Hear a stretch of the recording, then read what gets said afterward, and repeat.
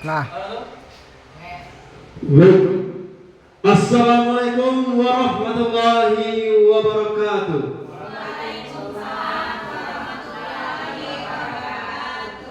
Selamat siang Bapak Ibu guru hebat Indonesia. Masih semangat di siang hari ini? Masih. Alhamdulillahirrahmanirrahim. Puji syukur kita ucapkan kehadiran Allah Subhanahu wa Ta'ala yang telah memberikan kita rahmat, hidayah serta karunia-Nya kepada kita bersama, sehingga kita dapat melaksanakan rutinitas mingguan kita Kompel Mandiri SDN 35 Kinani. Salawat berangkaikan salam tak lupa-lupanya kita hadiahkan buat junjungan kita, yakni Nabi besar Muhammad SAW, dengan lafaz doa Allahumma sholli ala sayyidina Muhammad wa ala ali sayyidina Muhammad. Di siang hari ini kita kembali melaksanakan Kompel Mandiri kita yang pada hari ini yang terhormat Bapak Kepala Sekolah Bapak Doni Putra telah hadir bersama kita dalam kegiatan Kompel ini. Kemudian yang sama-sama kita hormati juga Ketua Kompel kita Ibu Nenti, dan yang juga kita hormati Bapak Ibu Majelis Guru yang ikut pada kesempatan kali ini. Baik, mungkin tidak akan memperpanjang kata mukadimah, langsung saja kita masuk ke acara Kompel kita pada hari ini, yang mana akan kita buka dulu dengan lantunan lafaz Allah Karam Ilahi yang akan dibacakan oleh Ibu Ria. Kepada Ibu Ria, waktu dan tempat kita persilakan.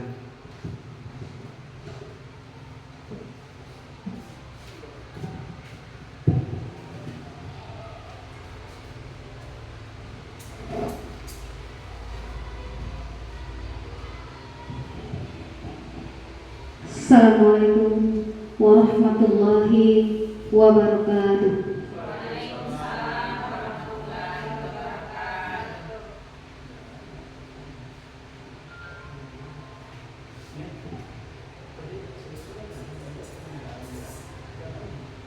A'udzu billahi minasy syaithanir rajim.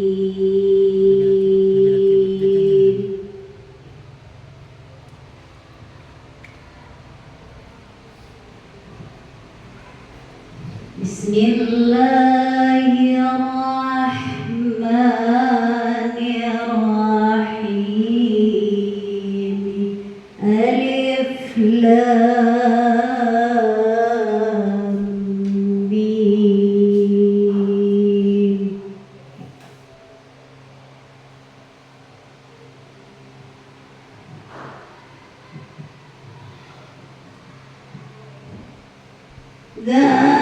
Dzalikal kitabu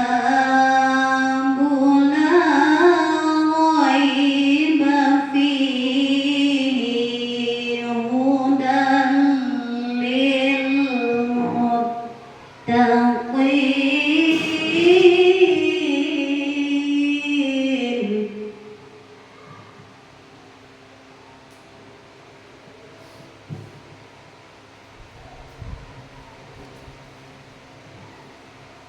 Allazina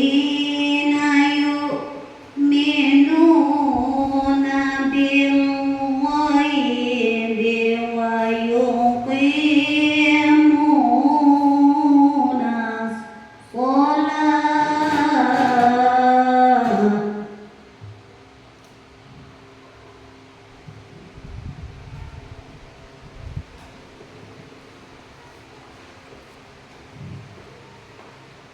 As-salata wa mimma razaqnahum yunfiqun.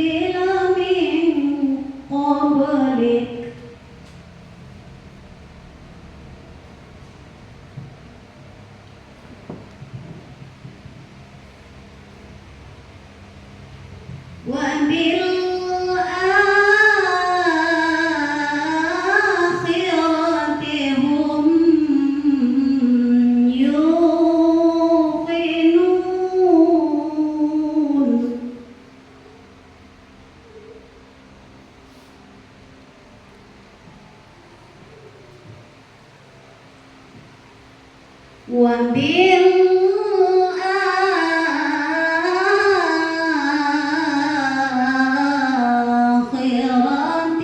هم يوقنون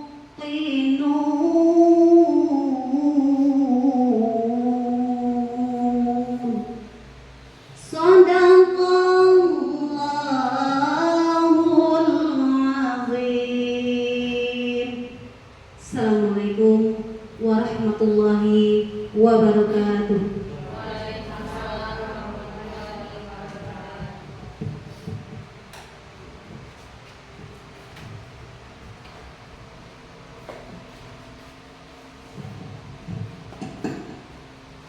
Baik, terima kasih banyak kita ucapkan kepada Ibu Ria yang telah melantunkan lafaz Allah Karam Ilahi di hadapan kita bersama. Semoga dengan pembacaan ayat suci Al-Quran tadi, maka acara kita pada hari ini, Kombel Mandiri kita berjalan dengan lancar.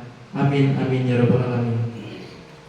Selanjutnya, menyanyikan lagu Indonesia Raya yang akan dipimpin oleh Ibu Eli Puspida. Kepada Ibu Eli, waktu dan tempat dipersilakan.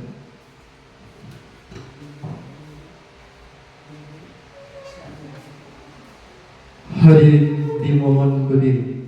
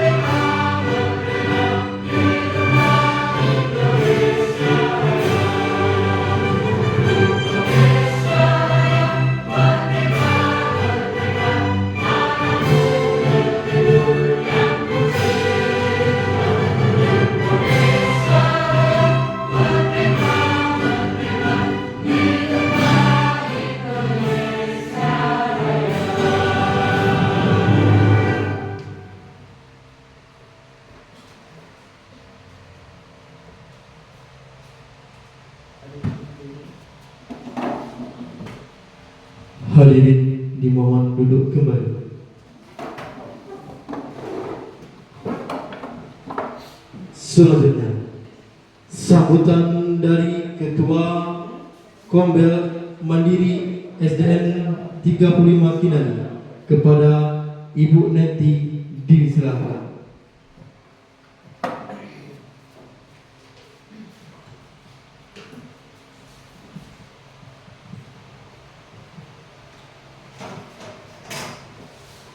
Assalamualaikum warahmatullahi wabarakatuh.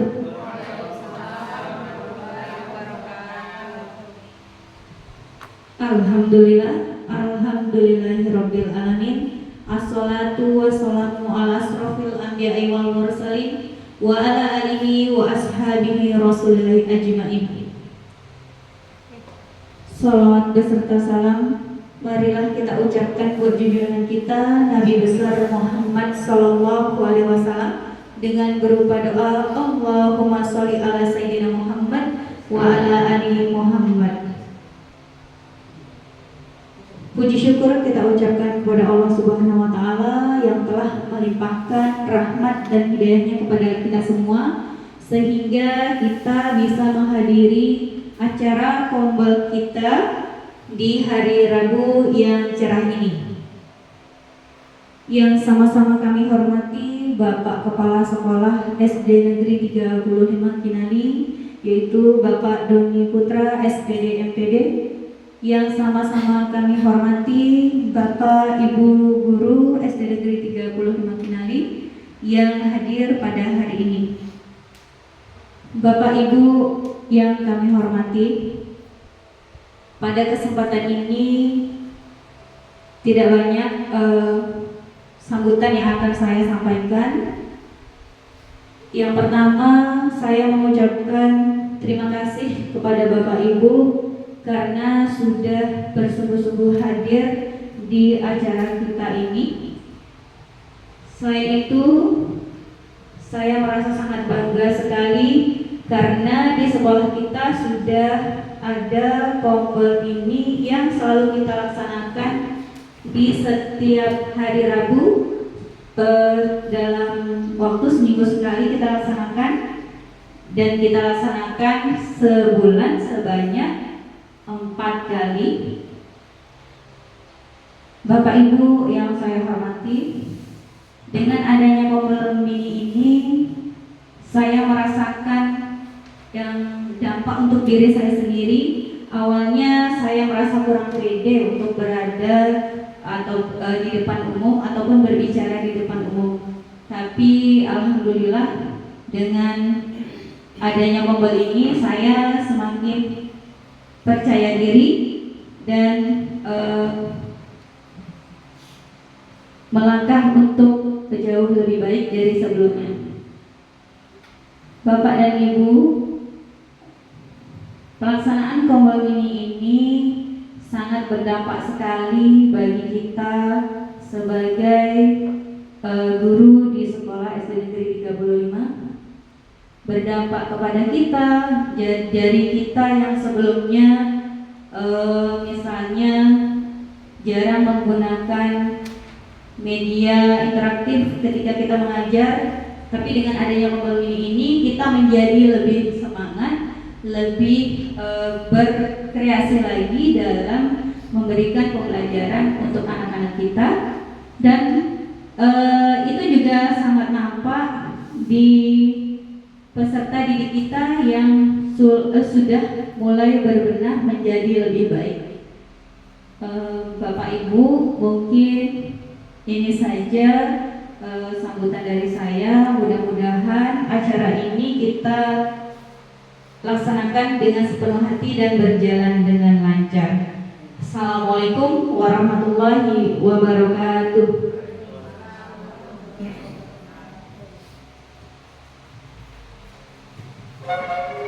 Terima kasih banyak kita ucapkan kepada Ibu Neti selaku Ketua Kombel Mini SD 35 Kinali. Selanjutnya kata sambutan dari Kepala Sekolah Bapak Doni Putra, waktu dan tempat dipersilakan.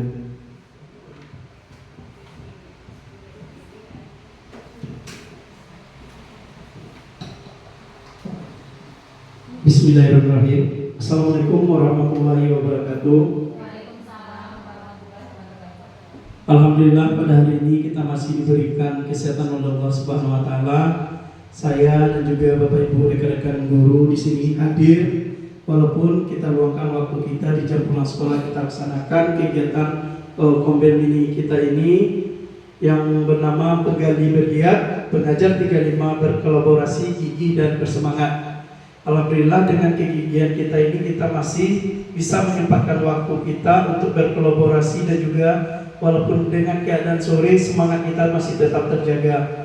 Selanjutnya selawat barakah salam kita hadiahkan kepada junjungan kita yakni Nabi besar Muhammad SAW, yang mana dengan lafaz Allahumma sholli ala Sayyidina Muhammad wa ala ali Sayyidina Muhammad.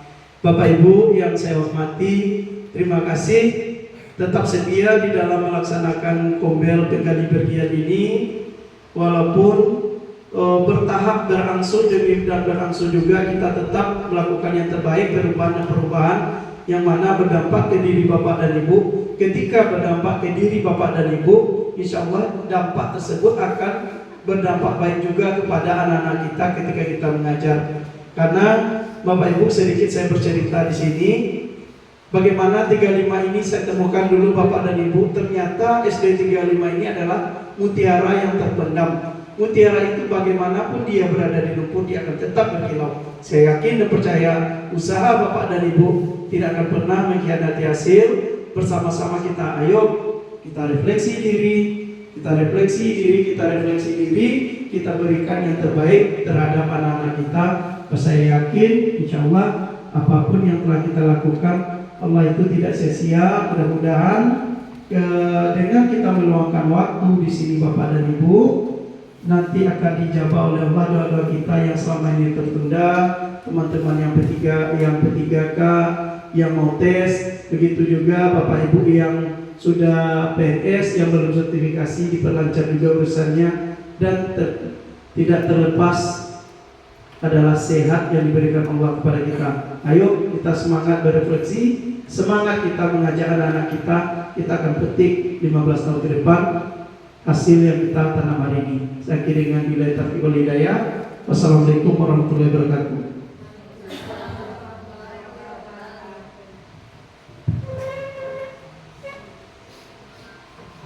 Terima kasih banyak kita ucapkan kepada Bapak Kepala Sekolah SD 35 Kinali, Bapak dan Ibu Tra SPD MPD yang telah memberikan sambutannya di hadapan kita bersama. Selanjutnya kita masuk pada inti acara kegiatan kita pada hari ini, yaitu materi kombel, yang mana pada hari ini materi kombel kita akan disampaikan oleh Ibu Ilva Putri. Kepada Ibu Ilva Putri, waktu dan tempat dipersilakan.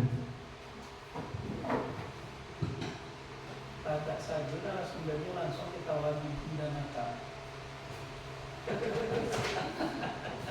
Pasul, ambil lagi bukan dia lah tabarin tidak lupa dia nanti kita cut itu bukan bergerak.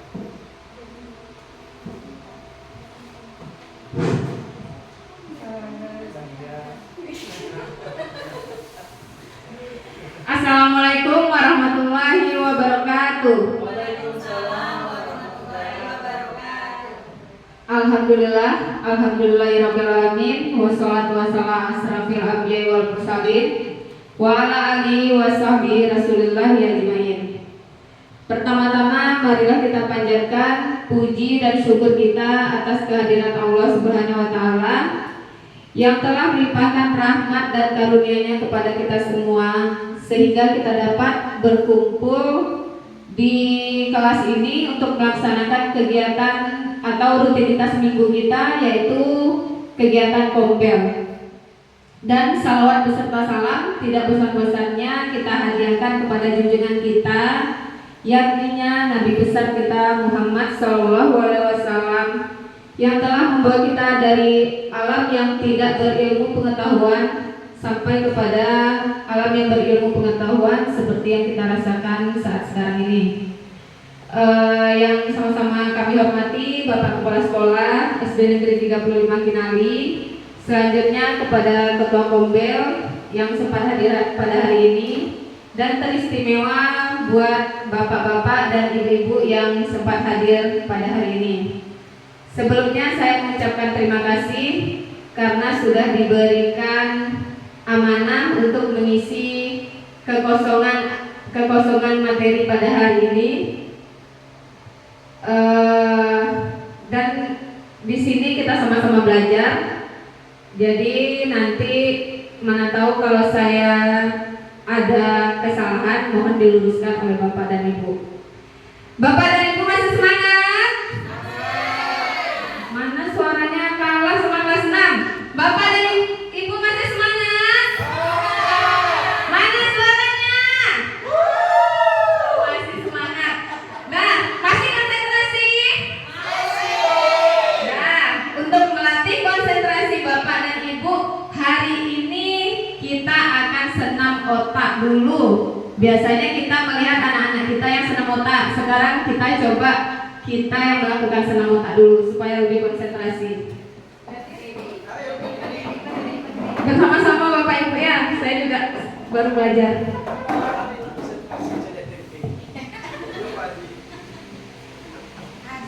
Ayo Pak, semangat.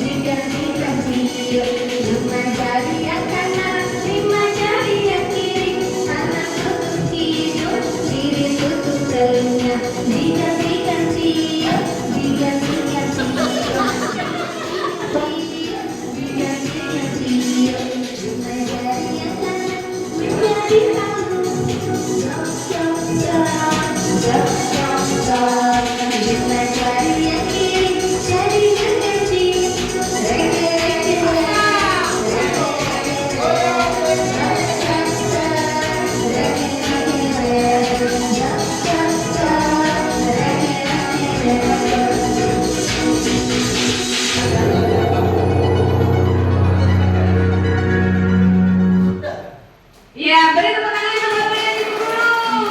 Luar biasa konsentrasinya hari ini sampai-sampai kurang bisa mengikuti.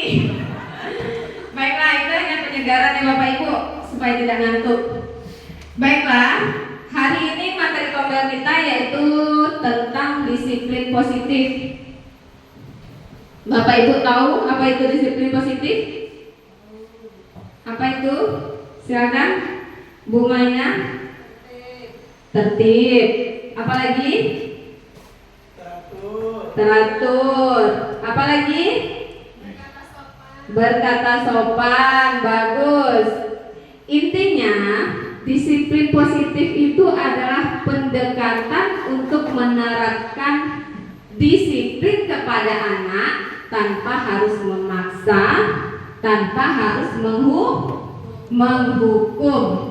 Nah, hari ini materi kita adalah disiplin positif, tepatnya yaitu bolehkah memaksa? Boleh memaksa? Memaksa apa dulu nih Pak? Memaksa hal-hal yang baik. Baiklah, nanti akan kita bahas satu persatu.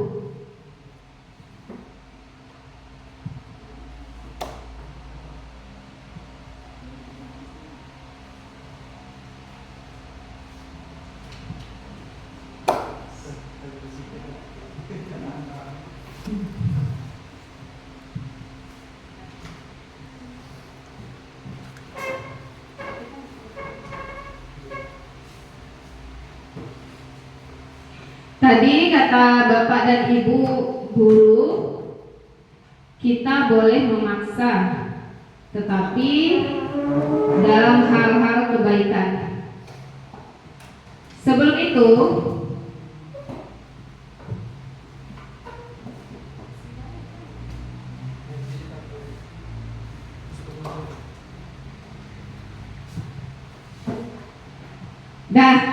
sambil menunggu Pak Jamil, mungkin kita pernah menyampaikan kata harus kepada anak-anak, wajib kepada anak-anak, benar tidak? Nah, kira-kira menurut Bapak Ibu, kalau menggunakan kata harus atau wajib, kira-kira itu memaksa konteksnya atau tidak? Memaksa. Apakah pernah anak-anak ini merasa keberatan ketika bapak dan ibu gurunya mengucapkan kata harus, wajib? Ada tidak? Tidak. Apakah ketika bapak dan ibu guru telah mengeluarkan kata harus, wajib, apakah semuanya mematuhi? Tidak. Nah, baiklah. Untuk itu kita akan menyaksikan beberapa video yang akan ditayangkan oleh Pak Jamil.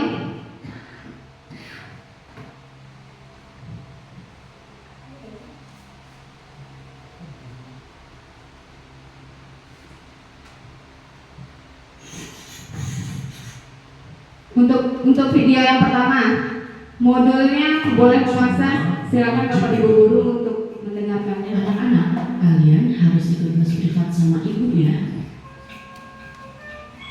Ini kan gampang, masa gitu aja nggak bisa? Pernahkah ibu dan bapak guru waktu kecil dulu mengalami dipaksa untuk melakukan suatu aktivitas? Atau mungkin sebagai guru dan orang tua pernah memaksa anak atau murid kita?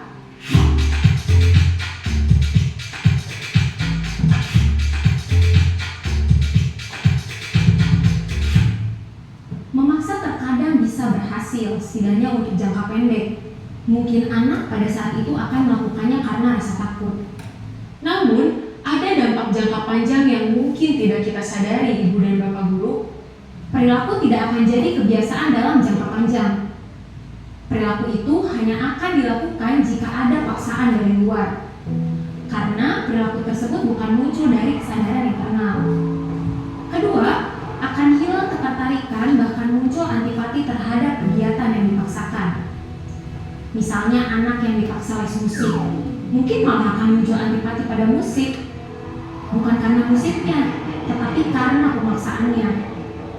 Yang ketiga, kemerdekaan berekspresi dan potensi anak menjadi terbatas. 3 dampak pemaksaan yang ibu dan bapak guru saksikan tadi tentu saja bertolak belakang dengan perilaku disiplin yang kita harapkan. Ki Hajar Dewantara menyiratkan bahwa disiplin yang kuat adalah syarat utama untuk mencapai kemerdekaan. Dalam konteks pendidikan, untuk menciptakan murid yang merdeka diperlukan disiplin yang kuat, yaitu disiplin diri dan memiliki motivasi internal. Sementara merdeka menurut Ki Hajar Dewantara yaitu tidak hanya terlepas dari perintah, akan tetapi juga cakap buat memerintah diri sendiri. Hal yang sama diungkapkan oleh Diane Gozen, bahwa disiplin diri dapat membuat seseorang menggali potensinya menuju kepada suatu tujuan, sesuatu yang dihargai dan bermakna. Sebagai pendidik, kita sebaiknya menerapkan cara-cara yang lebih positif ketika meminta murid melakukan sesuatu tanpa harus memaksa. Di antaranya dengan melakukan hal-hal sebagai berikut. Yang pertama, mengajak atau mendorong murid melakukan kegiatan yang membuat mereka senang. Yang kedua, membantu murid untuk menemukan inspirasinya. Dan yang ketiga, membuka ruang dialog dengan murid. Nah, ibu dan bapak guru, sekarang mari kita refleksikan bersama. Apakah kita cenderung memaksa murid untuk patuh mengerjakan sesuatu? Atau dengan kita melakukan cara-cara lain yang membuat murid merasa senang dan dihargai dalam mengerjakan sesuatu? Bagaimana rasanya ketika melakukan sesuatu tanpa dipaksa? Lalu, cara seperti apa yang ingin ibu dan bapak guru praktikkan di kelas? Selamat belajar ibu dan bapak guru hebat. Salam dan bahagia.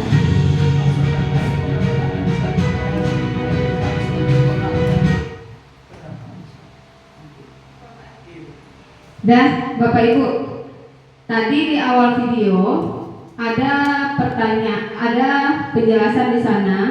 Ketika kita kecil kita sering dipaksa. Pernahkah Bapak Ibu dipaksa dulu sama orang tuanya? Saya pribadi dulu pernah dipaksa oleh nenek saya pergi mengaji. Tetapi karena paksaan itu, untung karena paksaan itu hal baik yang saya terima sekarang, saya bisa mengaji walaupun sekedarnya saja. Mungkin Bapak dan Ibu guru yang lain mungkin juga pernah mengalami paksaan dari orang tuanya. Nah, berbeda dengan anak-anak kita yang sekarang Bapak Ibu. Ketika dipaksa, apakah semua anak-anak kita bisa mematuhinya? Bisa menuruti? Nah, mungkin sekarang itu berbeda dengan zaman dahulu. Apalagi sekarang kita menggunakan kurikulum merdeka. Jadi yang harus kita lakukan adalah melakukan pendekatan kepada siswa tersebut. Terus kita tanyakan apa keinginan mereka. Terus kita tidak boleh memaksa kepada anak-anak tersebut, tetapi dengan kita melakukan pendekatan, kita beri nasihat, kita beri masukan kepada anak-anak tersebut, mungkin dia akan menuruti anjuran yang telah kita sampaikan kepada anak-anak tersebut. Selain itu, jika kita memaksa anak-anak tadi, terdapat dampak jangka pendeknya. Dampak jangka pendeknya apa? Dampak jangka pendek dari paksaan tersebut, anak-anak itu akan mematuhi kita, cuman tidak dalam jangka panjang.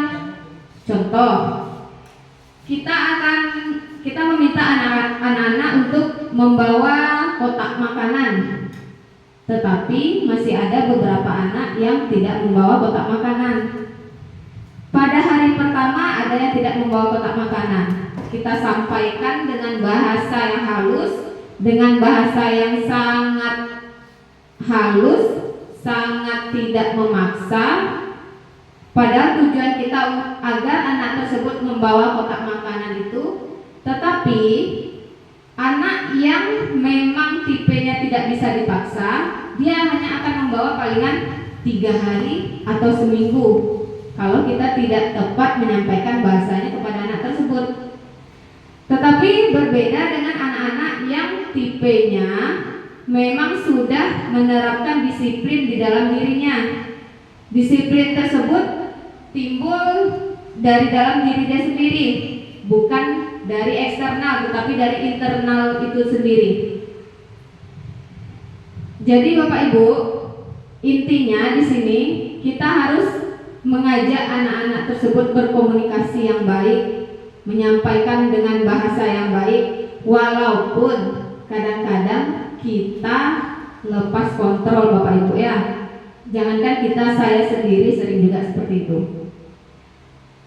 Untuk selanjutnya, dampak jangka panjang dari memaksa ini ada Bapak Ibu. Yang pertama, perilaku tidak akan menjadi kebiasaan jangka panjang. Perilaku hanya akan dilakukan jika ada paksaan dari luar.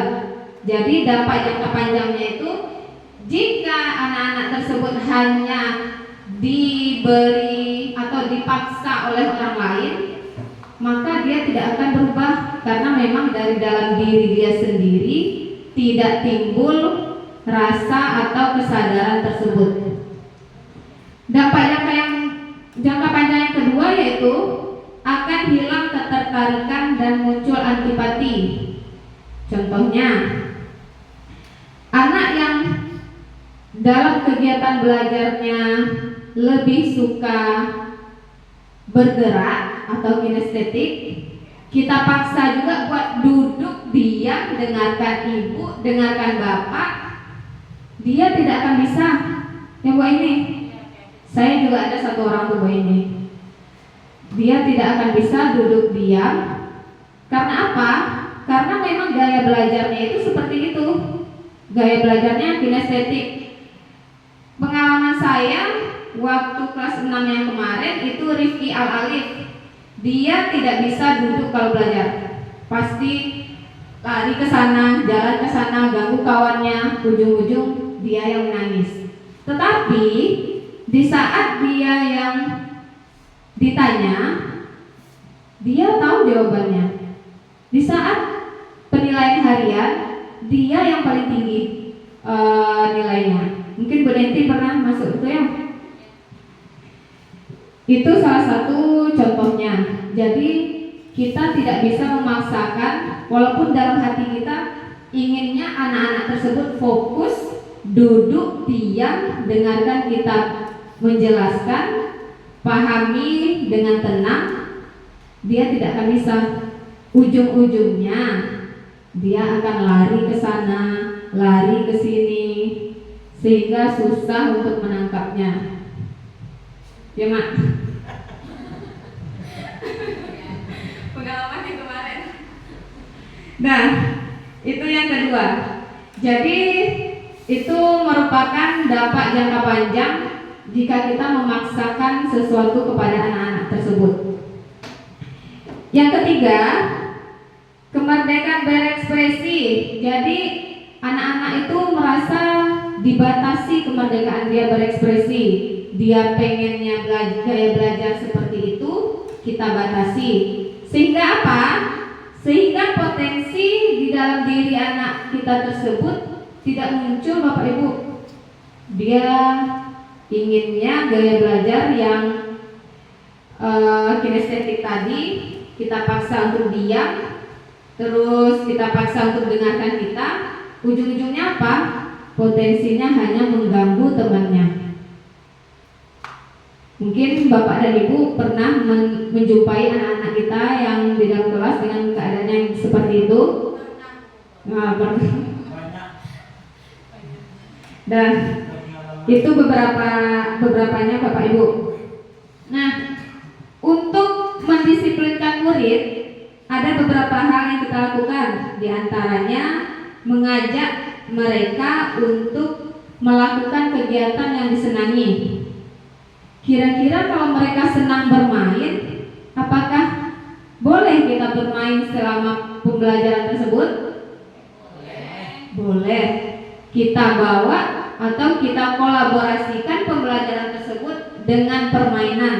Kita cari metode yang tepat untuk menyampaikan pembelajaran tersebut.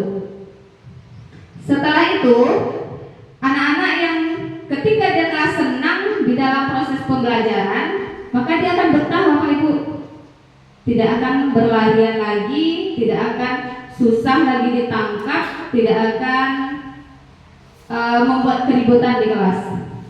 Tetapi caranya ini perlahan kita lakukan. Tidak bisa langsung seperti itu, tetapi pelan-pelan Bapak Ibu ya. Selanjutnya kita membantu murid tersebut untuk menemukan inspirasinya dan membuka ruang dialog dengan murid tersebut. Contohnya, ketika ada anak yang hiperaktif, itu pasti ada sebabnya.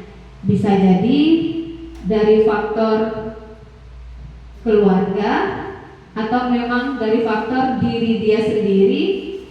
Bisa jadi Bapak Ibu ya. Itulah gunanya kita melakukan pendekatan kepada siswa tersebut. Begitu juga dengan saya sendiri. Saya akan melakukan pendekatan lebih kepada anak-anak dan lebih mendalami karakter anak-anak tersebut.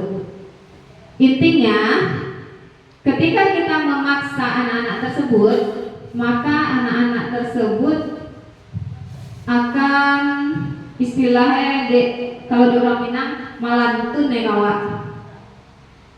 Tetapi kalau kita mengajak anak tersebut berdialog bersama dia, mengajak dia berbicara dari hati ke hati, menyampaikan dengan bahasa yang baik, bahasa yang sopan, mungkin dan insya Allah anak tersebut akan berubah menjadi yang lebih baik. Ya Bapak Ibu. Selanjutnya materi kita, yaitu video selanjutnya.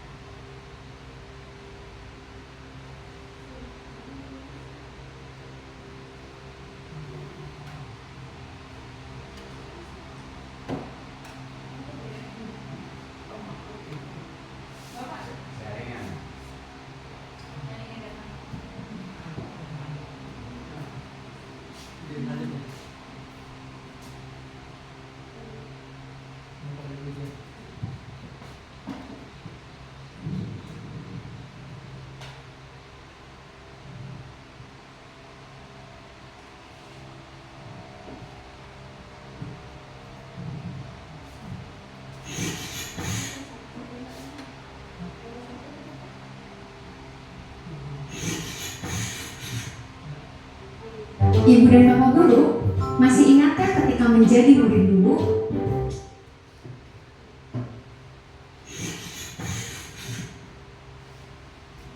Saat menjadi murid, sebagian dari kita pernah merasakan hukuman.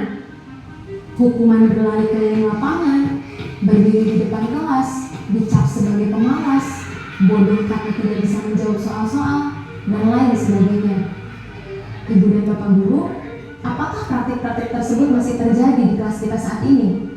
Menurut James Clear Wilson dalam bukunya The Moral Sense, menyebutkan bahwa seseorang menunjukkan perilaku tertentu karena dilatar belakangi oleh 3 level motivasi. Level pertama, untuk menghindari rasa sakit atau hukuman. Level kedua, untuk mendapatkan penghargaan dan penghormatan dari orang lain. Level ketiga, untuk menghargai dirinya sendiri. Ketiga level alasan tersebut menunjukkan motivasi kita dalam berperilaku. Pada materi ini, kita akan membahas motivasi perilaku level pertama, yaitu menghindari rasa sakit atau hukuman.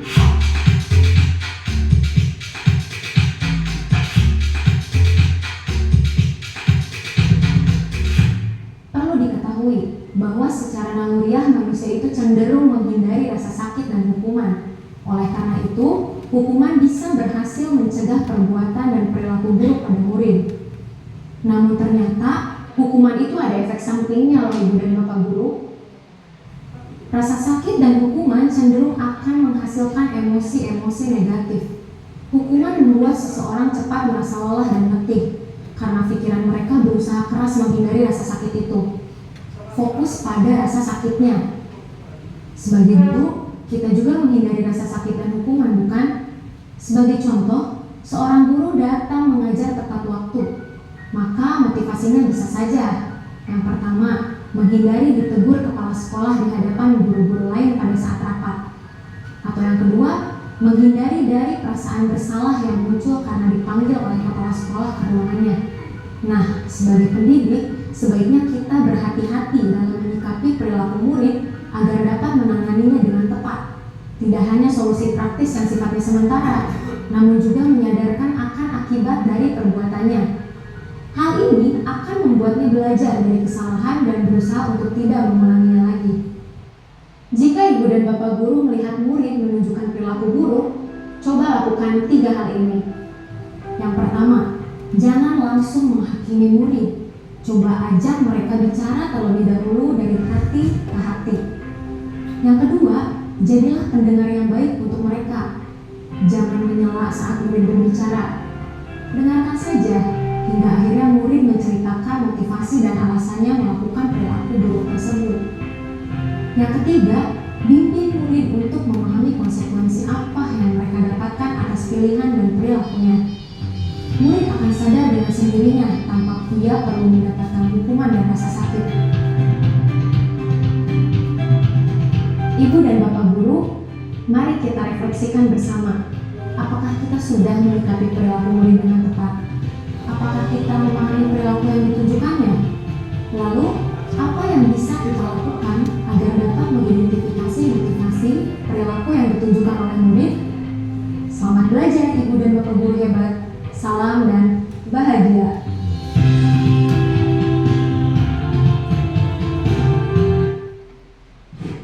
Dan Dari video yang telah kita tonton tadi, kira-kira Bapak dan Ibu bisa menyimpulkan apa saja? Bu Ida?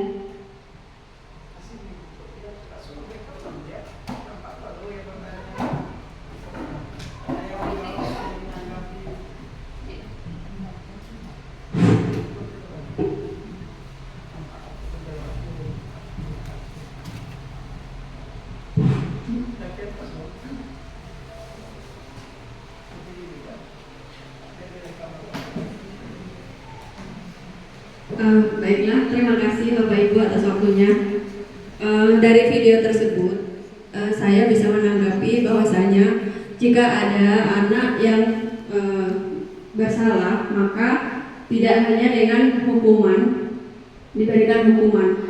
Jadi karena dengan adanya hukuman, maka dia akan merasa tertekan dan itu hanya akan mengubah jati dirinya sementara. Jadi di sini disimpulkan bahwa untuk membantu anak dalam mengubah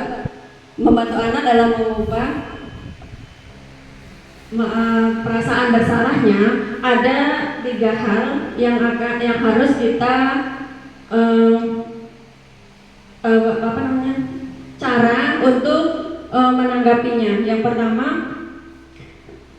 dekati dia, berikan ruang dia untuk bercerita kepada kita. Jangan langsung menghakimi, jangan langsung memvonis, misalnya kamu bandel, kamu jahat, kamu goblok, nggak boleh. Jadi untuk yang kedua, jadilah kita mendengar yang baik. Jadi apapun yang diceritakan sama anak, kita dengarkan saja, nggak usah kita langsung memvonis, nggak boleh seperti itu, nggak usah. Kita dengarkan aja dulu apa yang dirasa emosi anak, biar keluar semuanya, sehingga anak merasa lega dan merasa senang dekat dengan kita atau bercerita dengan kita. Kemudian yang ketiga caranya yaitu bimbing anak untuk mengetahui apa konsekuensi yang akan diterima atau yang akan dihadapi setelah dia melakukan kesalahan tersebut. Mungkin itu saja yang dapat saya sampaikan. Terima kasih. Terima kasih banyak Bu Ida telah menyampaikan pendapatnya mengenai video yang tadi. Intinya Bapak Ibu ya, kita guru saja kalau terlambat, saya sendiri kalau terlambat dan Bapak kepala sekolah padahal cuma senyum, bubut, itu pasti ada rasa malu. Itu kita buat Bapak Ibu ya. Apalagi kalau sudah baru sampai di gerbang depan, terus Bapak kepala sekolah sudah berdiri di gerbang, kita ada perasaan segan? Ada, saya pribadi ada perasaan segan. Tetapi dengan cara beliau menegur kita dengan senyuman, walaupun senyumannya itu agak dalam sedikit, tetapi kita paham bahwa itu adalah cara untuk menegur kita. Begitu juga dengan anak-anak Bapak Ibu. Seharusnya anak-anak yang bersalah itu bisa kita dekati, kita beri bahasa yang halus, tetapi saya sendiri sering lepas kontrol, Bapak Ibu ya. Karena apa? Karena kita juga manusia. Sekali kita awak kusuk-kusuk, 2 kali wa elo-eloan, 3 kali ya tak tahu lah dong. Mungkin Bapak Ibu ada juga yang merasakan seperti itu. Tetapi hebatnya kita bagaimana? Kita sendiri bisa menghadapi anak-anak yang memiliki karakter seperti itu di kelas. Ada yang 5 orang di kelasnya, ada yang 3 orang di kelasnya. Ya tidak Bapak Ibu? Bahkan saya sendiri Bapak Ibu ya, sering melihat Bapak Ibu lebih sabar menghadapi anak kita sendiri daripada anak sendiri. Betul tidak? Betul. Karena apa? Karena tuntutan kita kurikulum merdeka. Harus ketika kita emosinya sudah setipis tisu, tidak bisa lagi ditebalin ya Bunda ya. Tetapi harus awak kusuk-kusuk yo, awak elo-eloan yo, mbak anak. Kalau anak wah mungkin lawak ikuan di rumah mungkin. Ya enggak? Iya, Pak Di. Iya Pak Di. Iya Pak Ar mungkin nggak pernah Pak Ar ya. Kalau anak kita sendiri kalau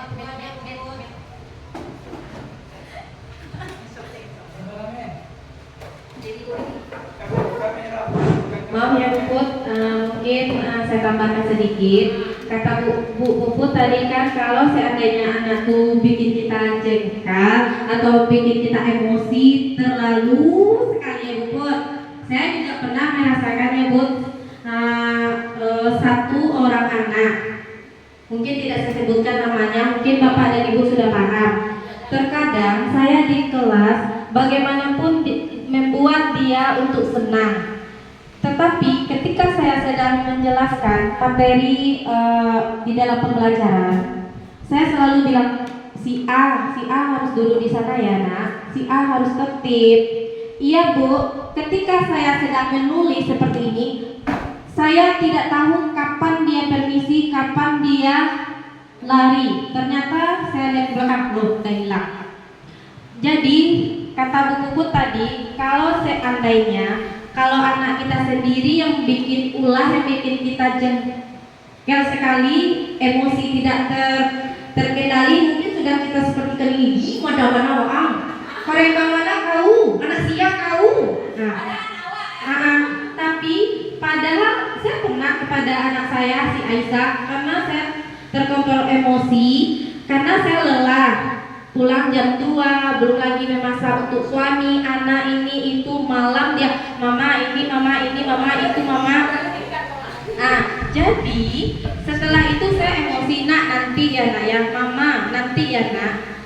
Tetapi karena emosi saya tidak terkontrol, kalau gua jahit mana, mama nanti ya nak, sampai biru saya cubit. Tapi di dalam hati saya menangis bila seperti itu, karena darah daging saya sendiri saya cubit. Tetapi mengapa anak orang tidak saya cubit? Ketika saya melihat emosi saya tidak terkontrol, melihat dia setiap hari dia bikin ulah. Yang dilakukan itu anak Bu Aini sudah mencuri, anak Bu Aini sudah bikin ulah, anak Bu Aini sudah seperti itu. Karena saya sebagai seorang guru kan, kalau seandainya saya cubit, saya bilang kasar, nanti membekas Bu Puput. Nanti dia mengatakan pada orang tuanya, ma atau mama atau mami atau papi, terserah lah ya. Ibu Aini itu mencubit saya tadi. Bu Aini membilang saya seperti ini, ujahit mana wahang. Nanti yang kena itu siapa? Pasti saya selaku guru. Tetapi kalau seandainya anak saya orang tuanya, tidak ada yang bisa menyalahkan. Tetapi kalau anak orang Bu Puput, menurut saya nanti saya yang disalahkan. Bu, nanti bukan sama saya sendiri ya, mana tahu nanti melewati bapak kepala sekolah atau guru-guru yang dekat dari rumahnya. Anak ambo tadi dicubit sama Bu Aini sampai hijau, anak ambo disabui anak Modeko. Saya nggak salah Bu Puput, mungkin ibu, mungkin saya sendiri kan, tetapi mungkin iya Bu Puput ya. Memang kadang guru tuh mungkin kesabarannya hilang atau melihat kelakuannya seperti itu, mungkin emosinya tidak terkontrol. Tapi alhamdulillah sudah berapa bulan saya menghadapi anak seperti itu, belum pernah saya melakukan menyatakan kasar atau bagaimana. Dan saya kan di dalam kombel-kombel kecil mini kita ini kan sudah membahas kan sudah pernah kemarin kita jelaskan harus begini kita hadapi. Saya terapkan kepada si A itu, anak saya ibu, mbak anak mana Talina, mbak anak Larina. Tetapi ya Bu Put, bagaimanapun caranya saya menghadapi dia, walaupun berkata lembut, tetapi dia tidak pernah dia dengar. Bahkan sudah saya serahkan kepada bapak kepala sekolah, bahkan bapak kepala sekolah pun sudah memanggil orang tuanya tetapi dia tidak pernah mendengarkan. Bagaimana caranya Ibu? Makasih. Assalamualaikum warahmatullahi wabarakatuh.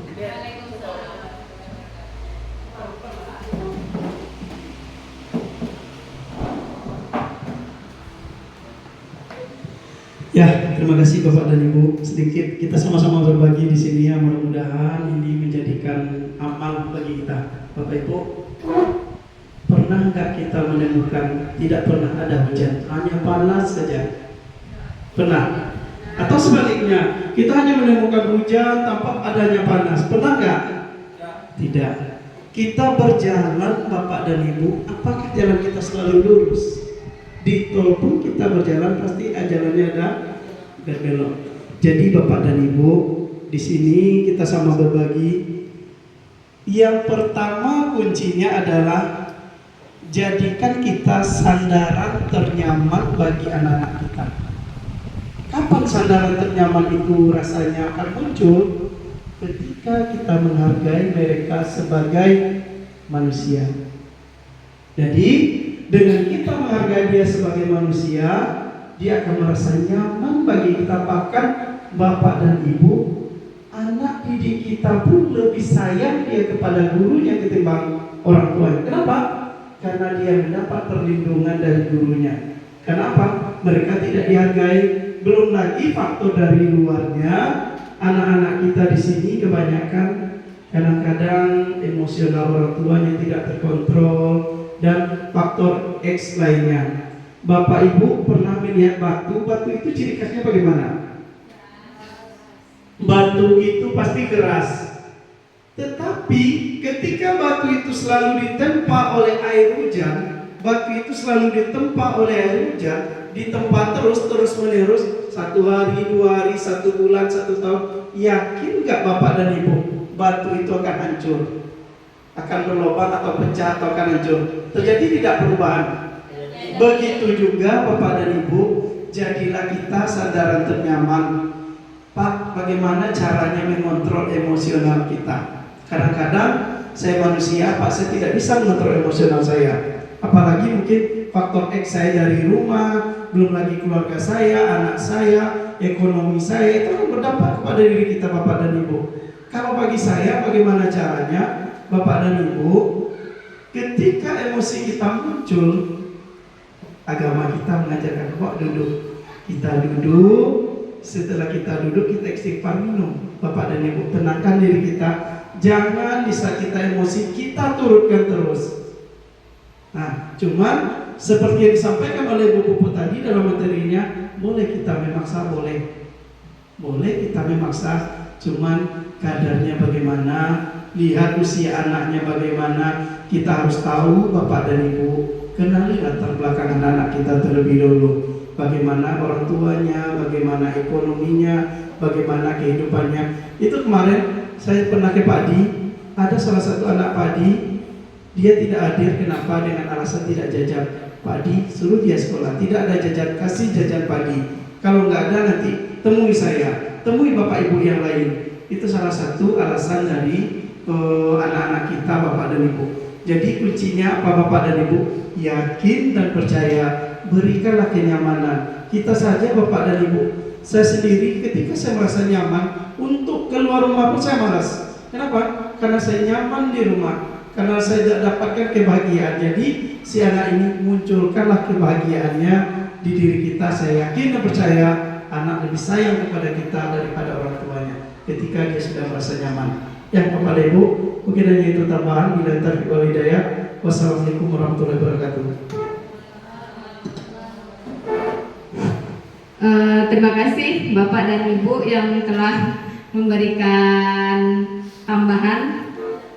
Untuk ini masih level 1 Bapak Ibu ya. Level 1 yaitu menghindari rasa sakit atau hukuman. Jadi kita berusaha untuk tidak memberi hukuman kepada anak-anak. Hukuman yang kita berikan berbeda versinya. Kalau bisa lebih mendidik lah kita memberi hukuman kepada anak-anak. Karena apa? Saya sendiri dulu waktu SD sampai sekarang ini masih ingat saya pernah dihukum oleh guru saya. Gara-gara apa? Saya waktu itu kesenian waktu kelas 3. Saya belajar kesenian, kebetulan disuruh membawa gunting dan saya membawa pisau cutter. Dan pisau cutter tersebut dipinjam oleh teman saya. Teman saya tersebut yang luka, dia luka karena diri dia sendiri. Tetapi ketika dia luka, saya ditarik sama guru tersebut, dipukulnya tangan saya. Dan sampai hari ini masih terbekas di pikiran saya itu. Untuk itu Bapak Ibu, ketika saya sudah menjadi guru, kadang-kadang lain tareng sabua Bapak Ibu. Oh, kalau di ikuan anak-anakku rasa-rasa katakanna ada di perlakuan awak kenyo. Jadi kita remlah sedikit-sedikit, mungkin emosi kita atau mungkin amarah kita kepada anak-anak. Karena apa? Karena memori anak-anak yang di SD ini, kita aja dulu Bapak Ibu ya, merekam Bapak Ibu, menyimpan ya. Buktinya saya sampai sekarang masih ingat saya gimana mimik wajah guru saya waktu itu, bagaimana rasa dipukulnya, rasanya saya masih ingat. Jadi kalau saya pulang kampung ketemu sama ibu itu masih ingat saya sampai sekarang. Tetapi saya tidak dendam, tetapi hanya sekedar ingat, oh ibu tuh pernah membayar awak dulu, oh ibu tuh pernah mari-ari awak dulu, dijamnya awak di muka kawan-kawan dulu. Nah Bapak Ibu ya, baiklah kita masuk ke level yang kedua, Pak Jamil. Level yang kedua, ketika anak-anak menghindari rasa sakit atau hukuman, ada yang diinginkan oleh anak-anak tersebut. Apa itu? Yaitu mendapatkan pujian. Allah ini ndak elo-elo kawa, nio di elo-eloan, sudah tuh nak dipuji lo Bapak Ibu. Dah, yuk kita simak video berikut Bapak Ibu.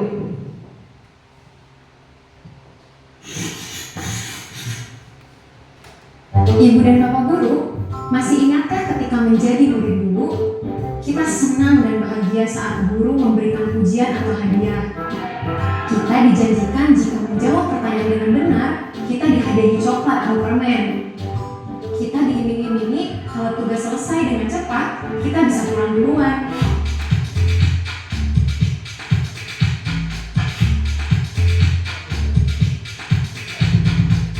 Terkadang, kita memberikan hadiah atau pujian pada murid supaya mereka termotivasi dan semangat, supaya mereka rajin dan giat.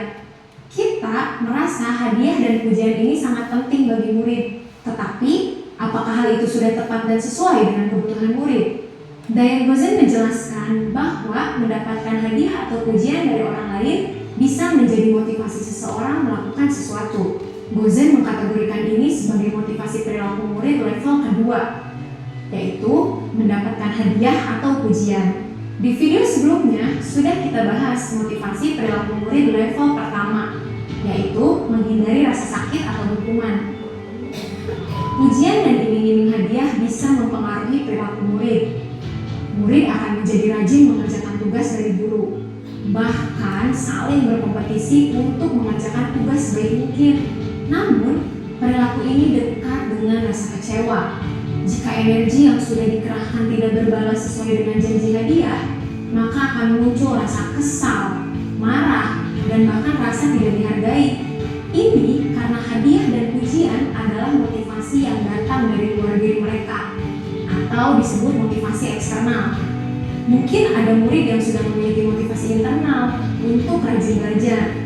Namun, apa yang terjadi dengannya jika motivasi internal yang sudah terbentuk itu diganggu dengan motivasi eksternal berupa janji hadiah dan pujian itu? Ibu dan Bapak Guru mungkin bertanya, lalu gimana dong cara memotivasi murid tanpa pujian dan hadiah? Saya punya jawabannya. Kita perlu membedakan antara hadiah atau pujian yang dijanjikan dengan apresiasi. Nah, apresiasi ini dilakukan di akhir atau di ujung pembelajaran, sehingga perilaku murid tidak digerakkan oleh sesuatu yang dijanjikan. Dan tugas kita adalah mengidentifikasi motivasi perilaku murid, supaya kita bisa menstimulasi munculnya motivasi internal dari diri si murid. Oke, Mulai sekarang, pergunakan pujian dan hadiah secara bijak ya Ibu dan Bapak Guru. Hindari menjanjikan dan mengiming-imingi. Apresiasilah secukupnya capaian mereka dan cobalah lebih dekat dengan murid. Pahami motivasi internal yang dimiliki mereka. Setiap murid bisa jadi memiliki motivasi internal yang unik dan berbeda dari murid yang lain. Tumbuhkan dan pupuk motivasi internalnya. Ini yang paling penting. Ibu dan Bapak Guru, mari kita renungkan lagi. Apakah kita sebagai pendidik sudah mengidentifikasi motivasi perilaku yang ditunjukkan murid dengan tepat? Apa yang bisa kita lakukan untuk dapat mengidentifikasi motivasi perilaku murid agar kita dapat membantunya menemukan motivasi internal dalam belajarnya? Selamat belajar Ibu dan Bapak Guru hebat. Salam dan bahagia. Baiklah Bapak Ibu, kita masuk ke motivasi level kedua, yaitu anak-anak tersebut menginginkan hadiah atau pujian dari kita. Mungkin Pak Adi bisa memberikan tanggapan atas video ini.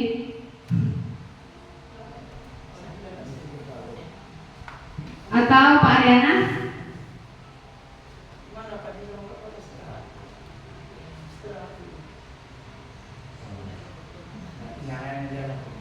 Yang lain aja. Bu Eli?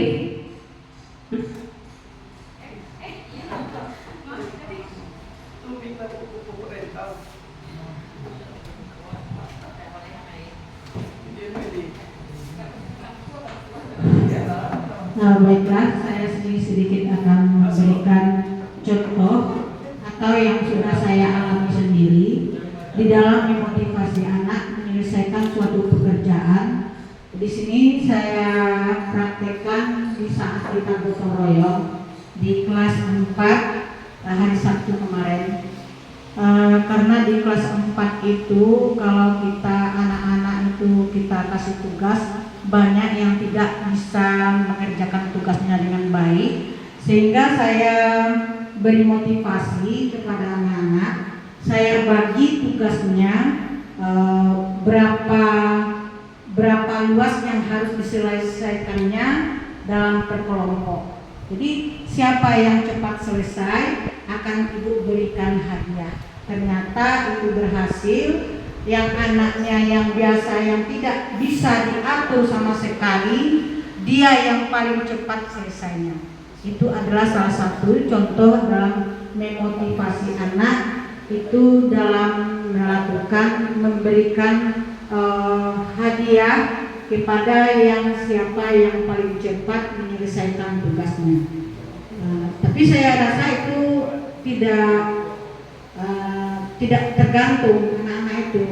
Mungkin di saat itu cukup baik untuk mencapai tujuan kita dalam menyelesaikan suatu pekerjaan. Mungkin di satu pelajaran yang lain mungkin belum tentu itu cocok ya, belum bisa mungkin itu efektif. Tetapi kemarin di waktu gotong royong ya, alhamdulillah anak yang biasa yang tidak bisa kita bimbing ya, dia paling cepat menyelesaikannya. Itu saja pengalaman saya. Terima kasih atas waktunya. Terima kasih Bu Eli telah memberikan pendapatnya. Pada dasarnya Bapak Ibu, anak-anak kita itu istimewa semuanya. Maksudnya di sini ada yang lemah dalam segi kognitifnya, tetapi segi keterampilannya menonjol. Ada yang lemah dari kognitifnya, tetapi sosialnya luar biasa. Dan jadi anak-anak kita tersebut walaupun awak dimukul ala babuyah mulu awak menarangan naninyo haho ndak ngerti, tetapi ada saatnya anak tersebut bisa istilahnya memberikan kontribusi di dalam kelas kita. Buktinya apa? Di dalam gotong royong dia yang paling rajin. Mungkin di dalam pembelajaran dia termasuk yang istilahnya kurang dari segi kognitif, tetapi dalam gotong royong luar biasa. Dia sosialnya lebih tinggi, membantu gurunya nomor satu. Bahkan ketika kita bertemu dengan anak-anak tersebut di jalan, bukan kita yang negur dia yang negur kita. Tetapi berbeda dengan anak-anak yang kebanyakan anak-anak yang kognitifnya lebih tinggi. Ini pengalaman saya, kebetulan saya sudah menjadi guru kelas 6 dengan tahun ini udah 2 tahun beda, 2 tahun. Anak-anak saya yang istilahnya yang juara tahun kemarin bertemu dengan saya di fotokopi papasan langsung dengan saya, mustahil dia tidak melihat, tidak ada menegur. Berbeda dengan anak-anak saya yang dulu, yang dia sering lompat sana lompat sini, lari sana lari sini, dia sering menegur saya walaupun lagi naik Honda, saya tutup kaca helm saya, tetapi dia tanda. Ketika dia berangkat ke sekolah, ke SMP, di klaksonnya saya mungkin Bapak Ibu pernah juga mengalami hal seperti itu. Jadi pada dasarnya anak-anak kita tersebut semuanya istimewa. Ya Bapak Ibu ya.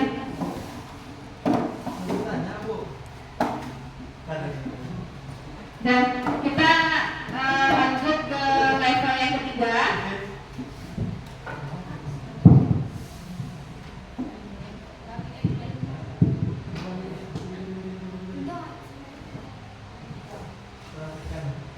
Ada masanya.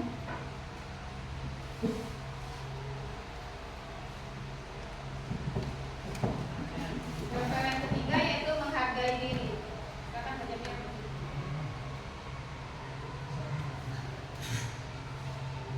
Ada masanya ketika dulu menjadi murid, kita rajin mengerjakan tugas, belajar dengan tekun sampai larut malam, semangat membaca karena rasa ingin tahu, bahkan berkelompok membuat suatu pertunjukan atau prakarya seni. Kira-kira apa yang saat itu membuat kita begitu semangat belajar?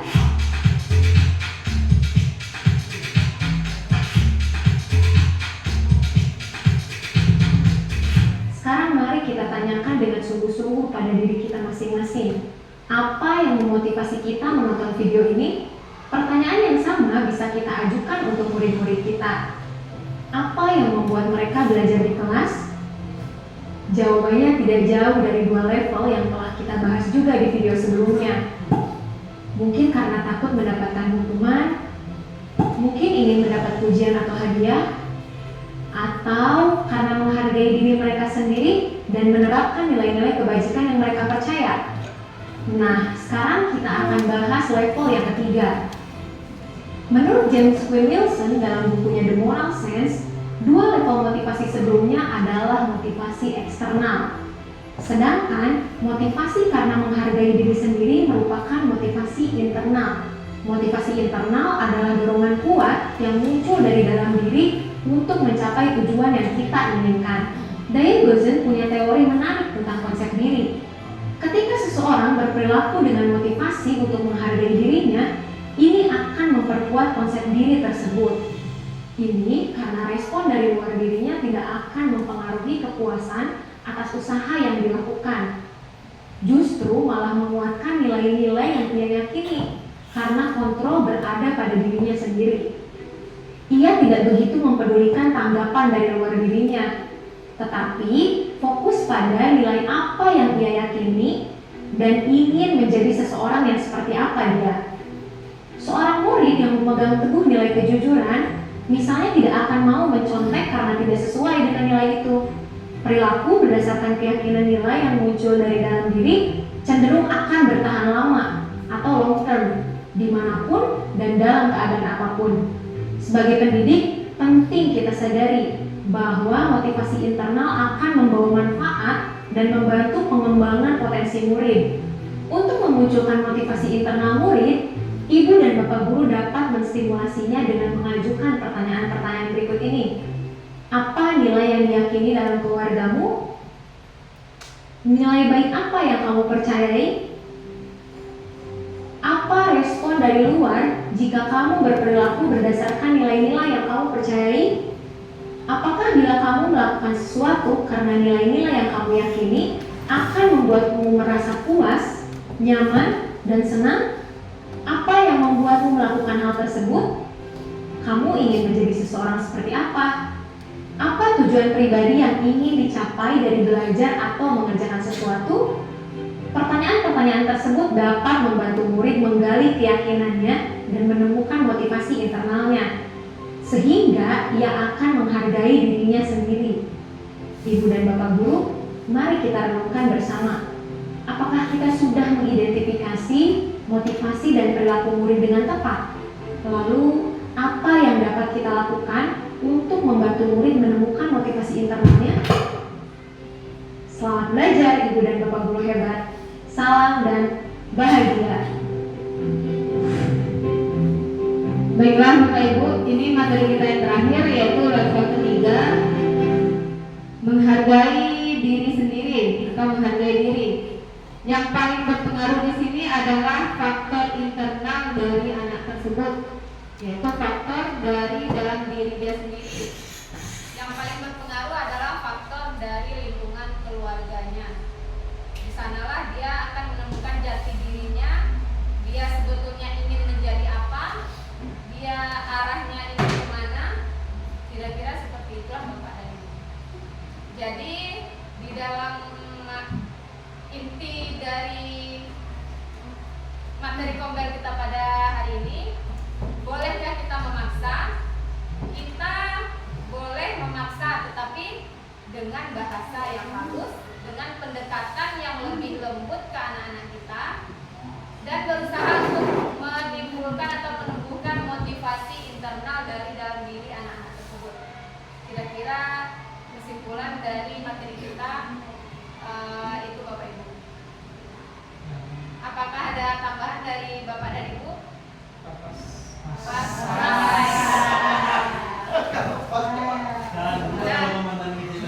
Kira-kira hanya itu yang dapat saya sampaikan. Terlebih dan kurang saya mohon maaf. Saya ucapkan wabillahi taufiq wal hidayah. Assalamualaikum warahmatullahi wabarakatuh. Waalaikumsalam warahmatullahi wabarakatuh. Lambe tadi ketebangan lambe ini ada